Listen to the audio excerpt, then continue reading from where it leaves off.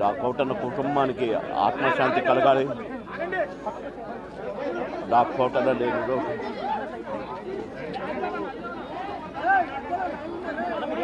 కోటన్న మనవళ్ళు ఇద్దరు అన్నకు శాంతి ఆత్మకు శాంతి కలగాలి.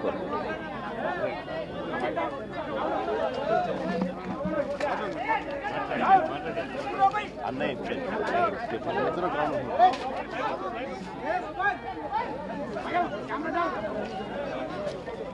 అందరికీ నా హృదయపూర్వక నమస్కారాలు. అందరికీ నా హృదయపూర్వక నమస్కారాలు. తమ్ముడు ఇది పడిపోతుంది. మరణం చాలా బాధ కలిగించింది. ఇప్పుడు బాబు మోహన్ గారు కానీ కోటా గారు కానీ ఇద్దరు ఇప్పుడు యాదృచ్ఛికంగా వారు కూడా ఇక్కడ ఉండటం జరిగింది. అందరికీ కూడా ఒక కుటుంబ సభ్యుడు, నాకు ఇష్టమైన వ్యక్తి, ఏదైనా అభిప్రాయం చెప్పాలంటే నిర్మోహమాటంగా చెప్పగలిగే వ్యక్తి. ఆయన్ని చిత్ర పరిశ్రమ కోల్పోవడం చాలా చాలా లోటు, చాలా వెలితి ఇది.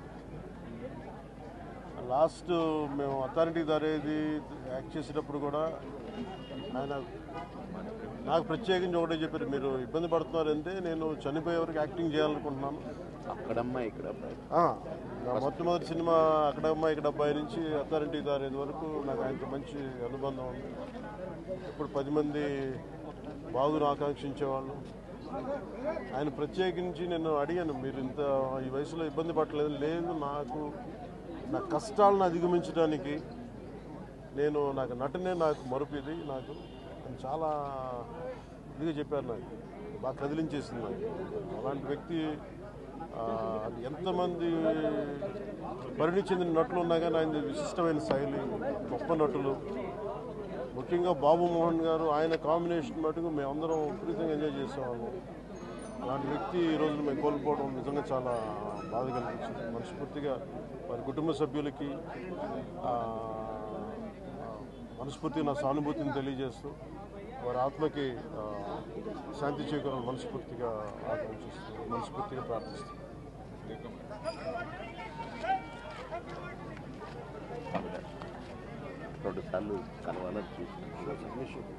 కోట గారు అంటే శ్రీరంగారావు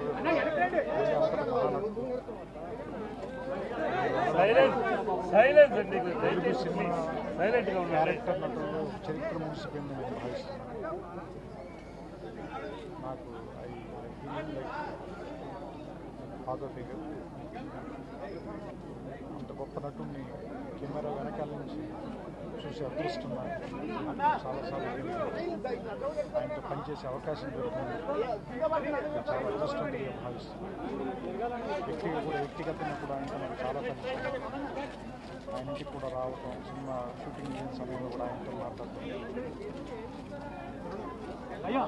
నిజంగా చాలా బాధాకరంగా ఆత్మ శాంతి కలిగాను. ఆయన కుటుంబానికి నా సానుభూతిని